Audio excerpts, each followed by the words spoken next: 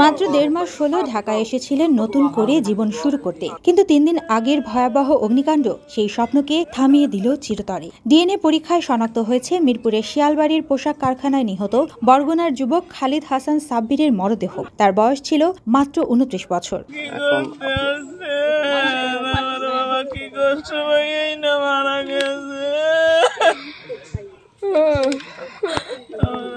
কি যে বললে মারা গেছে আমি তো জানি না, আমি তো শেষ বেলায় মুখটাও দেখতে পারলাম না।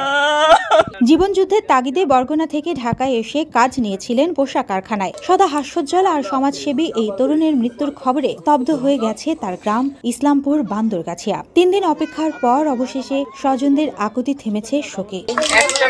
কোনো কথা না, শুধু একটা মেসেজ দিছিল, আর কোনো কথা হয় নাই। তারপরে আমি খাইতে বসছি দুপুরে, তখন আমাকে ফোন দিছে, তোমার সাথে কখন কথা হয়েছে ওর? তখন বলতেছি যে ওর ফ্যাক্টরিতে এরকম আগুন লাগছে। নিশ্চিতভাবে বলতে পারে না, বলছে যে ওর ফ্যাক্টরিতে না, পাশের ফ্যাক্টরিতে। কন্টিনিউসলি ফোন দিচ্ছি, ফোন ধরে না। সবাই বলতেছে মনে হয় ওরা মালামাল নামাইতেছে, ফোন ধরতে পারতেছে না।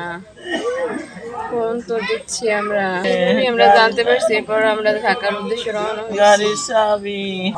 তো 1 সপ্তাহ পর গতকালকে আমরা।